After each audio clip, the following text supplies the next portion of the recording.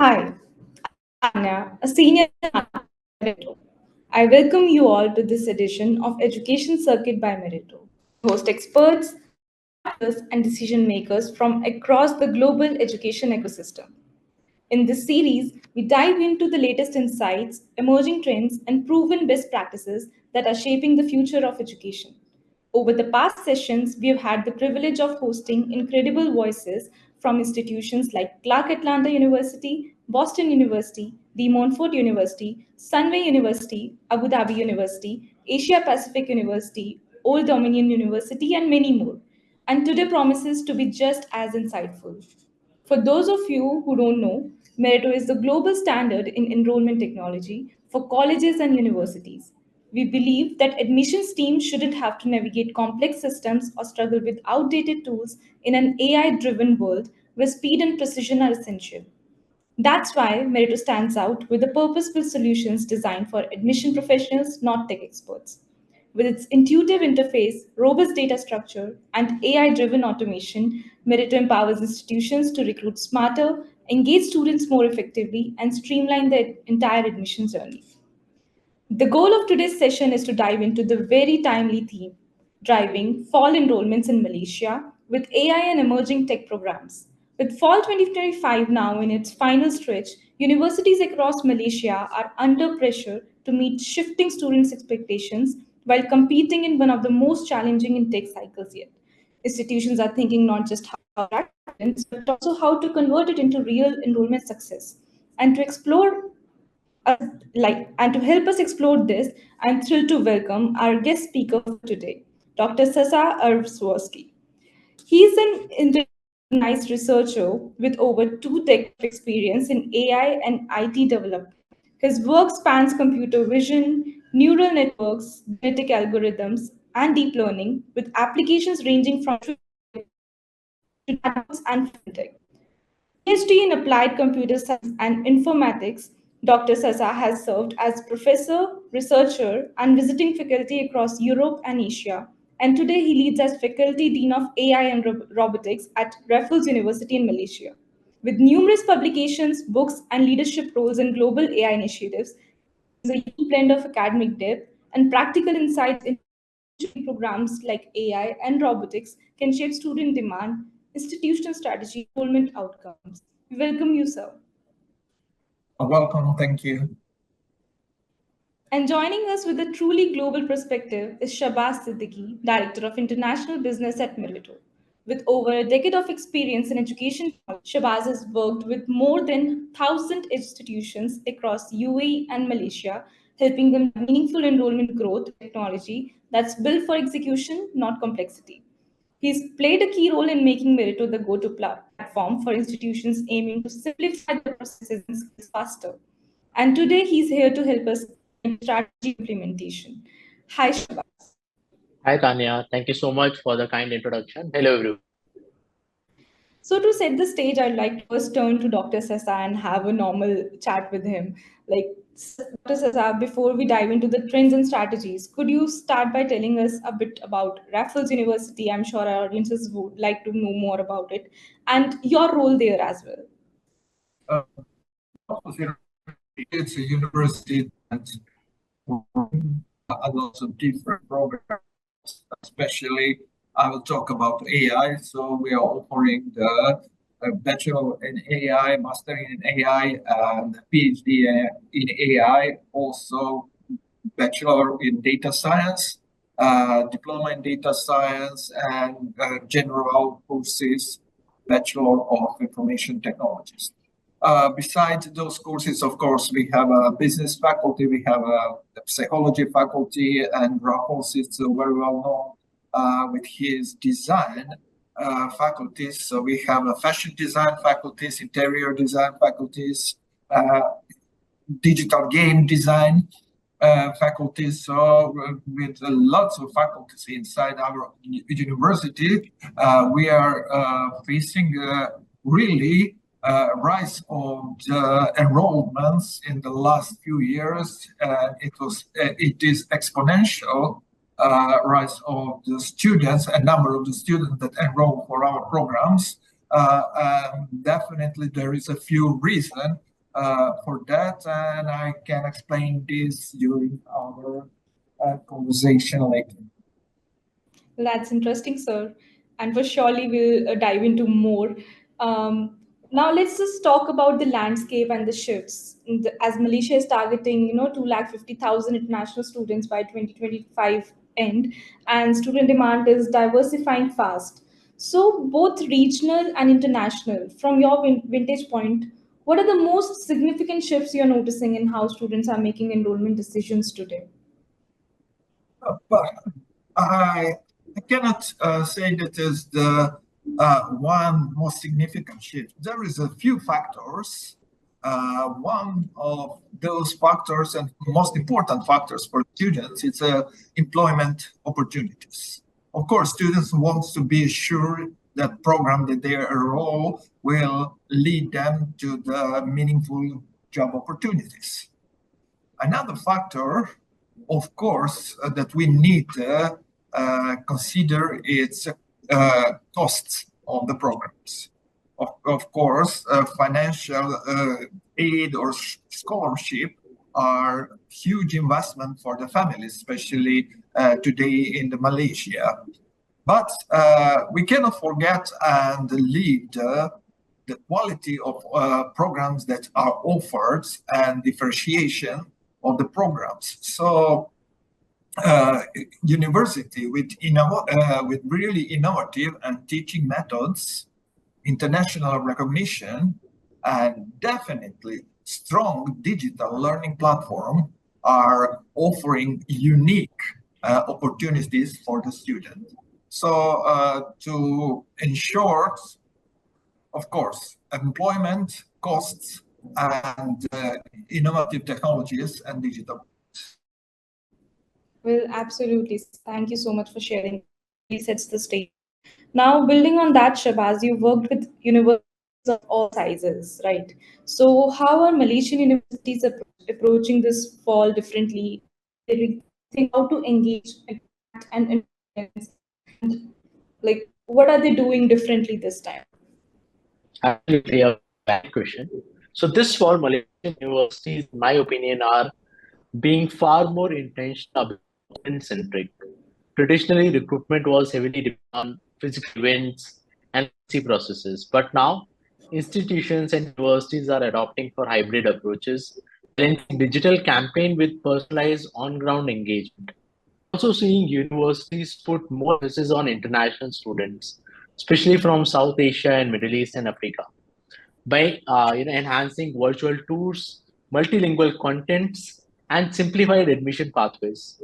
Importantly, there's a cultural shift. Instead of focusing only on filling seats, universities are now investing in building stronger, trust-based relationship that become much earlier in the student journey. Right, interesting. Now let's move forward to the expectations beyond the basics for students. Dr. Sasa, this question for you. Affordability and reputation has always mattered. But today students are asking for more in everything, be it courses, be it experiences. What new expectations are shaping enrollment now, as you see in the Raffles University maybe? Well, I can conclude that after the lockdown, after the COVID, student expects more flexibility in the learning. So development of the digital platforms, AI platforms, students maybe expect that approach or fully online approach for the learning because it will their work or personal commitments and give flexibility, and also if it is the possible, it will cut of the studying for the students. Right. This is what students expect today because they used to it after the lockdown. In fact, we saw it that this model of education can work successfully. They expect a blended online options and flexibility in the learning. Absolutely, that's such a critical point these days. Students are evaluating universities on a much broader spectrum of expectations. And that's absolutely the correct point. Shabazz, diving more into this, students also expect seamless digital first journeys, right? So, where do you see the biggest gaps in student experience during enrollment, and how can technology, the right technology, bridge them? So what we have seen in my experience, the biggest gap lies in the continuity.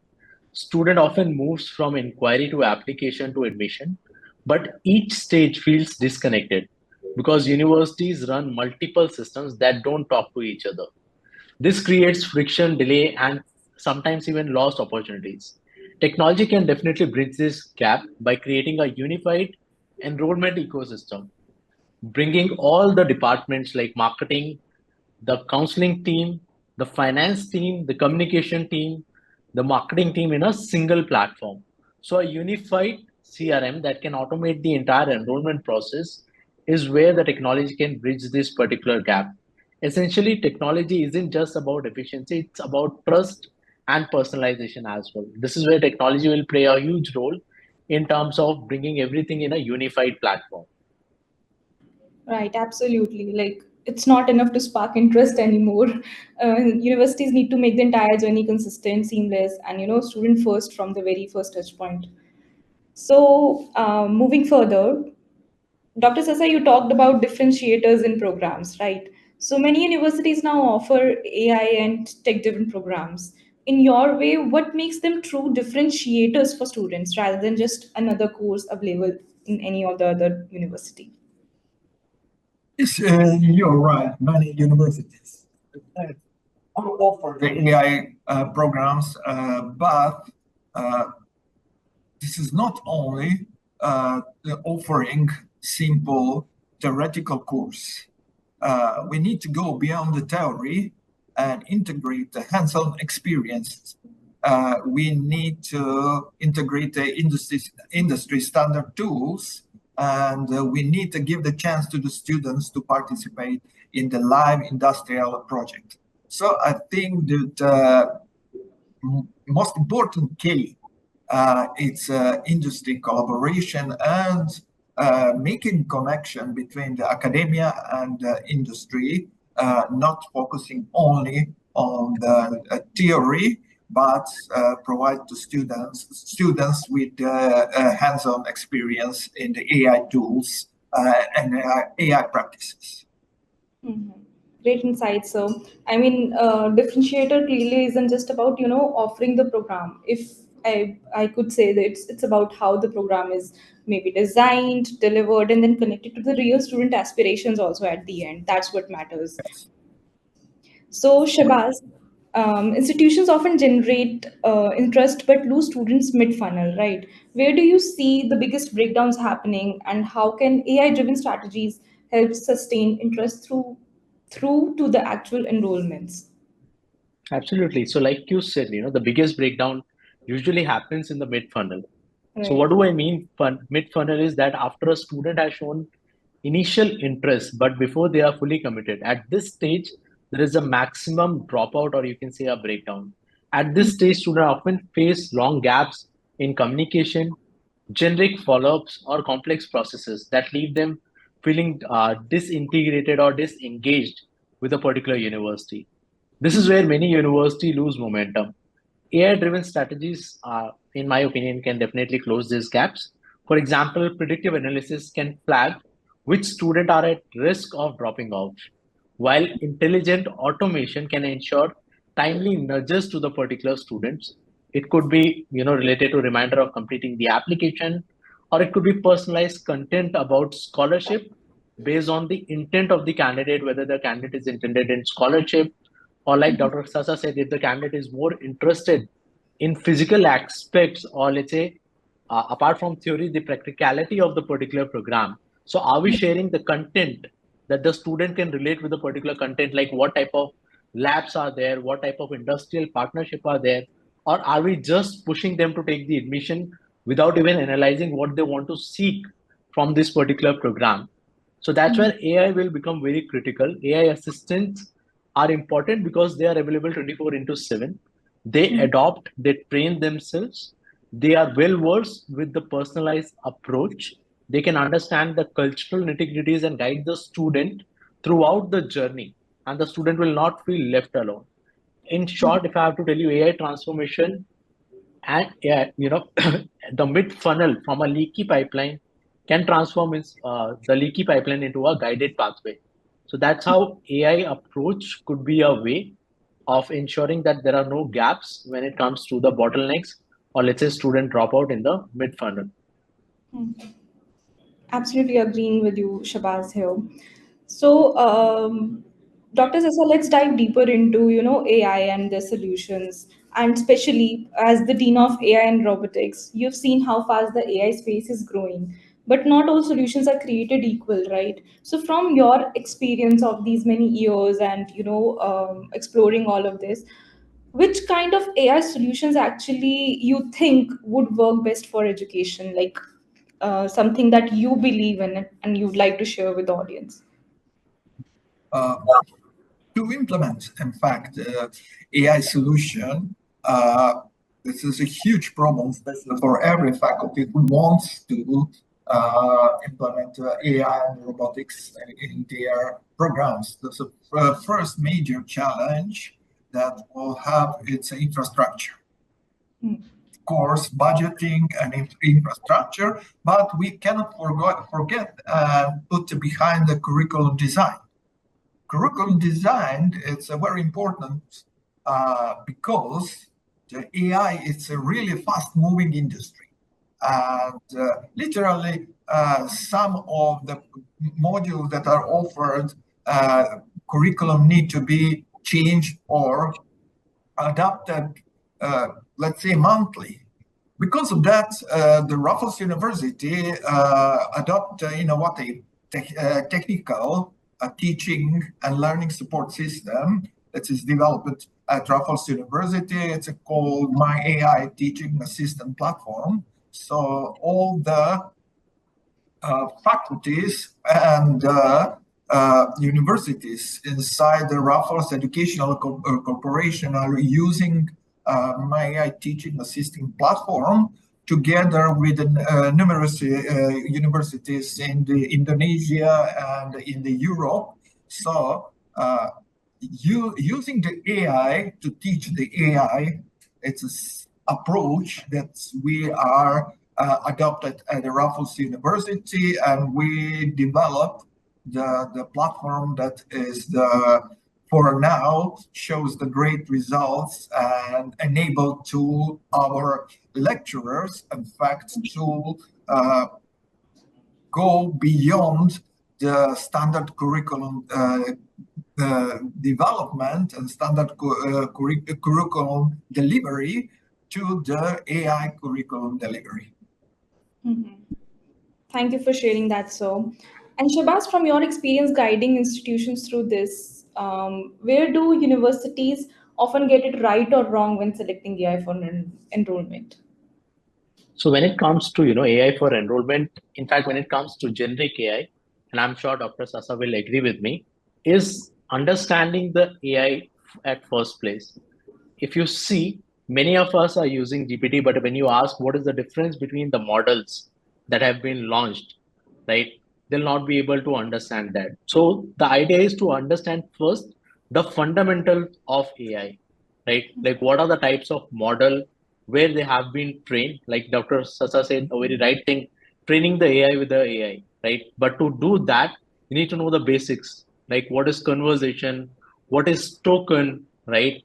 How does an AI actually works? How do they compile the information when they go through the open sources?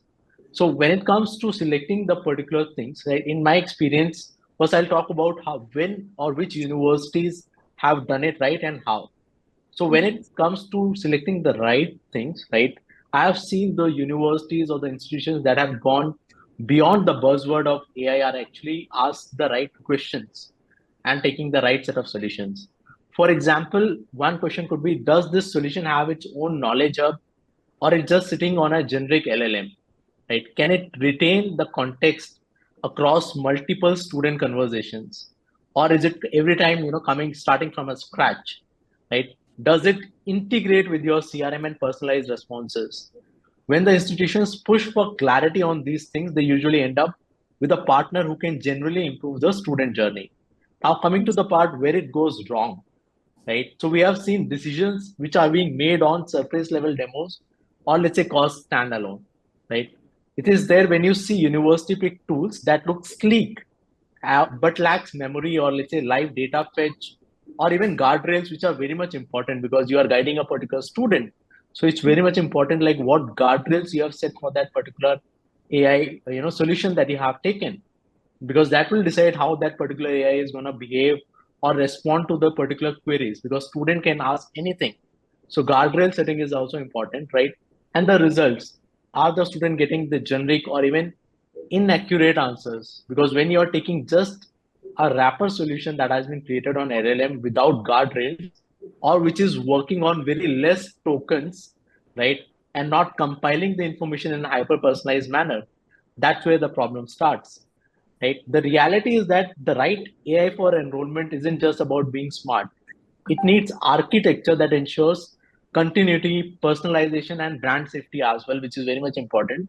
Right? Though we can see, because every LLM that you will see is coming from US, right? We have only one LLM language which has come from China, right? So it's very much important because every product has been created on that. But it's important like what type of product you are taking. Like I said, a lot of parameters needs to be considered when you are taking an AI based product for your enrollment, which could be the guardrails, RAG analysis, right? How they are ensuring the brand safety, whether they are having the memory of the previous conversation that the candidate had, or whether they are picking up the right data pointers that you already have about the student. Because no student would like to interact with a tool that is asking all the information that he or she has already given through that particular institute. So this is where the answer of selecting the right tool lies. The first thing is having a basic understanding, or let's say an understanding about how an LLM works, what type of product you are seeking, right, and then probably selecting that particular tool based on the requirements that you're having in terms of what type of things you want to automate and how you want to create your digital teammate and how you want it to behave. The idea is to do more with the help of AI. So that's how you can, they can pick and choose the particular, modules or AI things, AI based solutions that they want to incorporate in their particular enrollment process. Well, spot on, Shabazz. If I could conclude, yes, sir. You'd like to share something? No, it's okay. Okay, okay. I understand what Shabazz want to say. Yeah, but of course, we are very proud of all our solution, and it is the already mature solution that takes already 3 years and implemented, as I said, in a lot of universities, and really helps. Really helps, of course, taking in account all the topics that Shabazz mentioned. Yes, AI can be used in the education, and definitely it will change the education landscape. We are sure in this. Right. And, if I could just conclude both of your conversation here on this question for the audiences, I mean, institutions really need to balance ambition with clarity, when they make these choices. Otherwise, they risk investing in tools that don't move the needle, and that would just be the waste of resources and the costing for them. So yeah, moving further, Dr. Sasa, we often hear chatbot and AI agent used interchangeably, right? Most of the people who don't have the right knowledge about AI, so they just use chatbot and AI agent interchangeably, but they're not the same. So how would you explain the difference, and why does the distinction matter for universities engaging students today for them to have a clear understanding of these two terms? Joking about just teaching the AI, definitely. As I said before, curriculum need to be updated monthly or for every semester.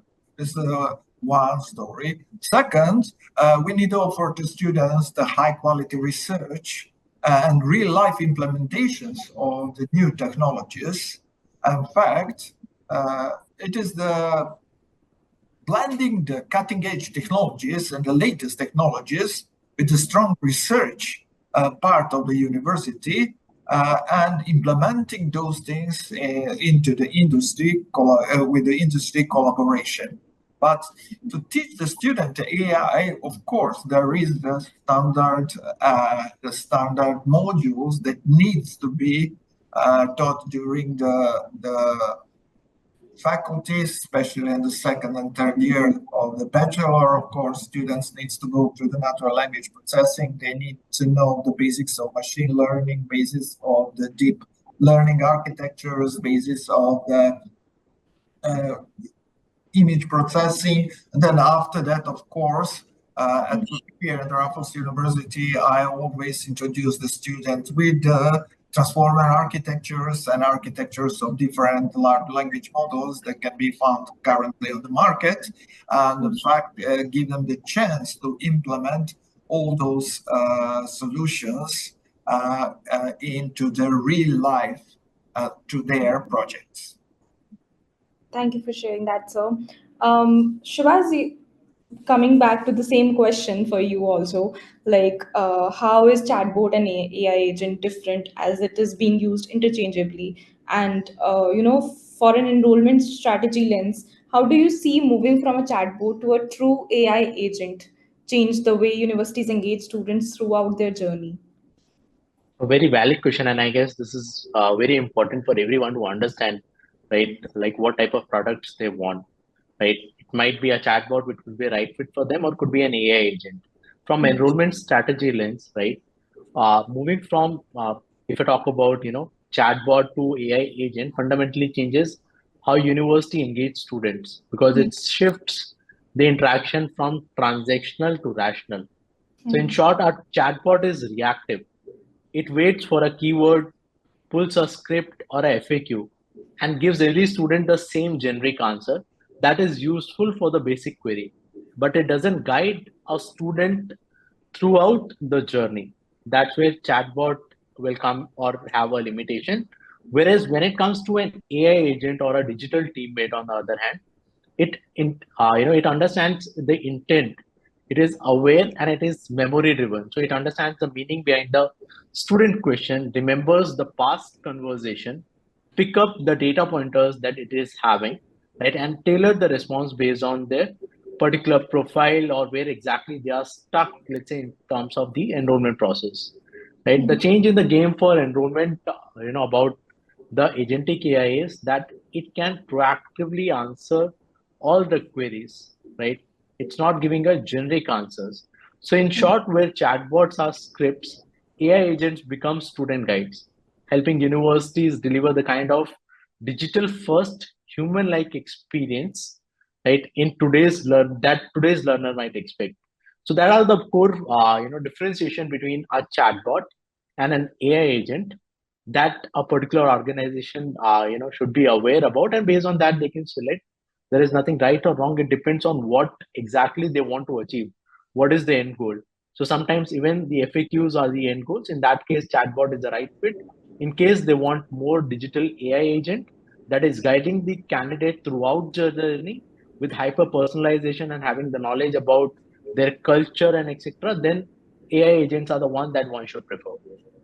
Perfectly put. Understanding the difference is critical, and I understand because it defines whether student experience is just automated replies or a truly intelligent, supportive conversation. So yeah, and absolutely bridging the gap is with technology and enrollment impact. So when you shift from automation to intelligence, it transforms the student journey entirely, and that's really important to understand for the universities and the enrollment teams. Absolutely. Moving further, Dr. Sasa, you talked about the career opportunities and employability is really important for students when they choose an institute or a program, right? So, building upon that more, students today are highly career driven. We have talked about it. How do AI and robotics program open up pathways to employability and industry relevance? And how does that influence enrollment decisions for them? But only directly with the employment.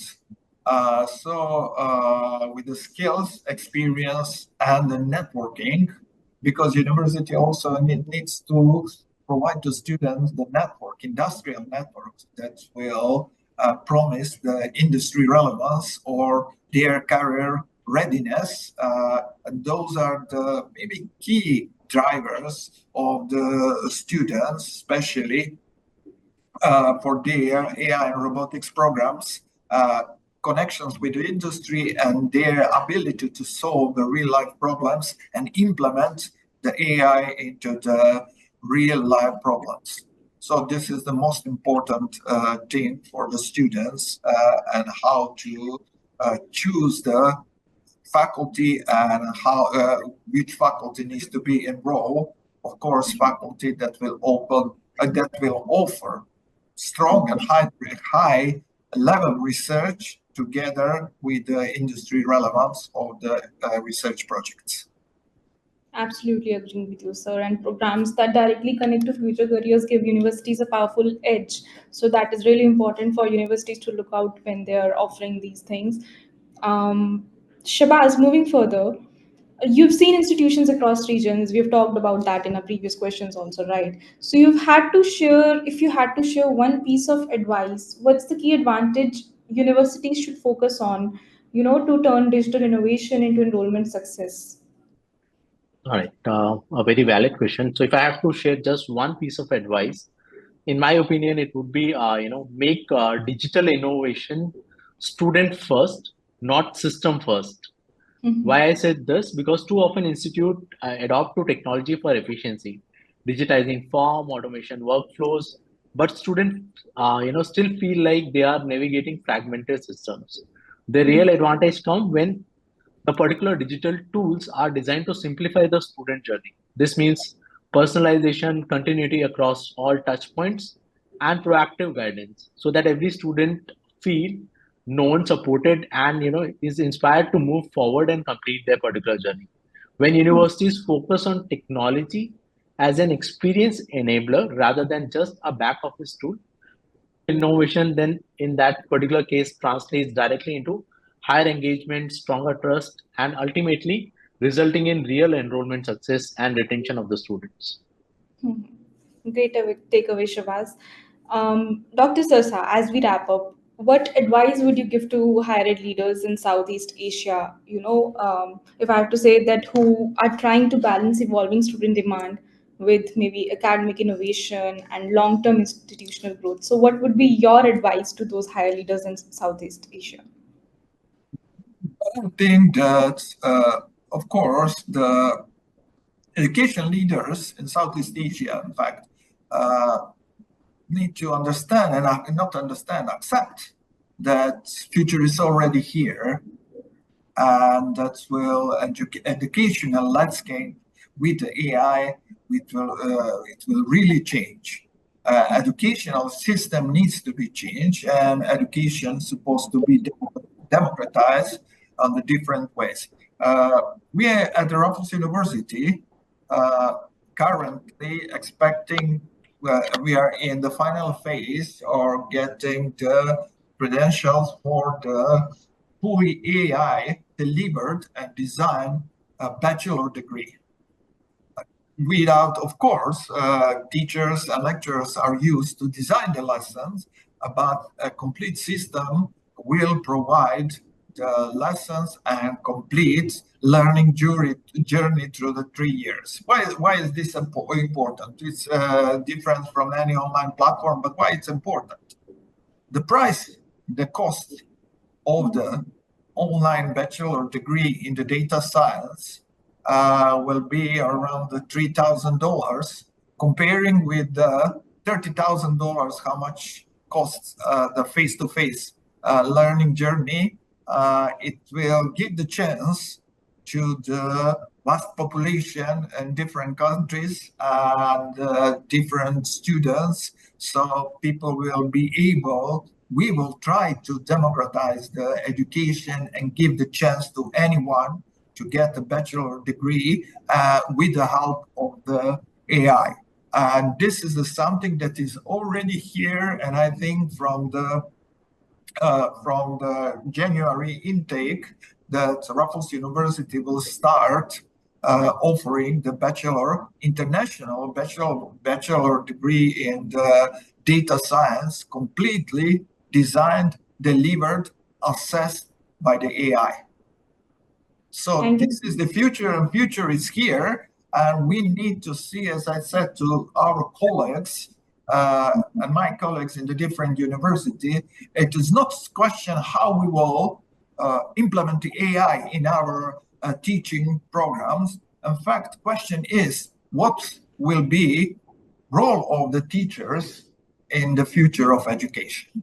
So those are the lots of questions that we need to ask ourselves, and what will be the role of the standard or traditional face-to-face in the future.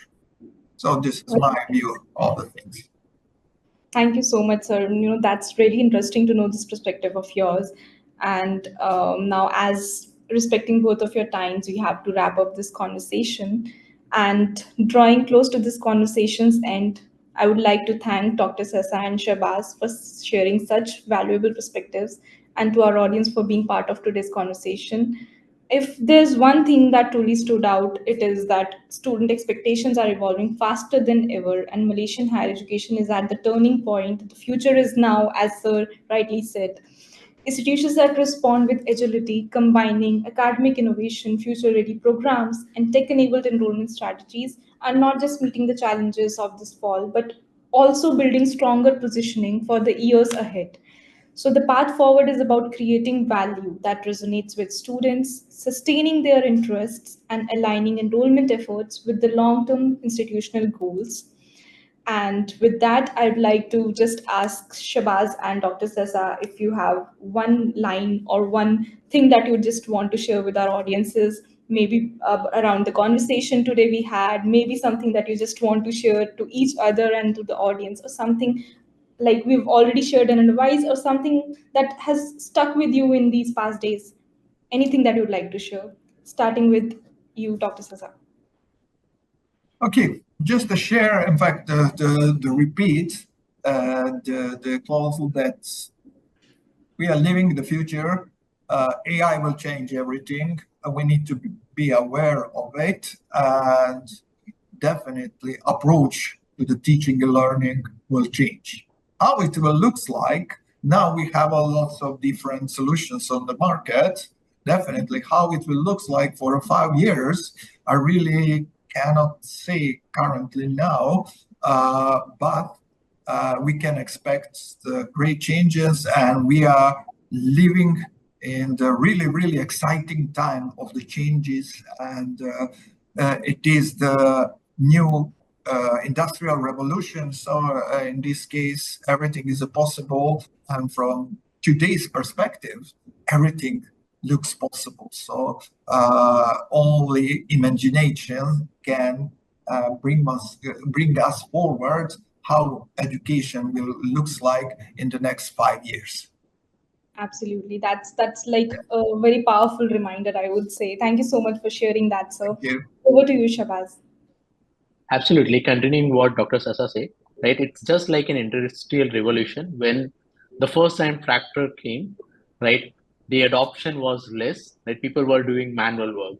In a similar way, we can have an analogy with AI that the early adopters will have a better output out of it, not just in digital space. Like Dr. Sasa has done a lot of research in terms of robotics, and there are exciting times, like he said. Going forward, we'll be seeing AI incorporated in robots, right? We'll be seeing virtual workforce, which are also physically present. So the first step for you guys is, to adopt for the digital workforce, and then go for, AI based, physical workforce that's going to change the entire game, right? So this is something where we can adopt early, we can learn early. This will always give us an early advantage to adopt AI in our day-to-day life, as well as in our jobs, KRAs, or let's say however you want to contribute to the particular society. This is an exciting time to learn new technology and adopt it in different aspects of our lives. Thank you so much, Shabazz. Thank you for sharing that. I mean, this conversation has been so insightful for me, and I'm sure it was the same for our audiences. And to our audiences, we hope today's conversation has sparked ideas and inspired action for your institutions. This session has been recorded, and the link will be shared with you soon in our next email. So thank you for joining us. Your engagement is what makes Education Circuit by Meritto truly valuable. We look forward to seeing you in the upcoming editions. Until then, stay inspired, stay strategic, and keep putting students at the center. Have a great day. Thank you. Thank you. Thank you.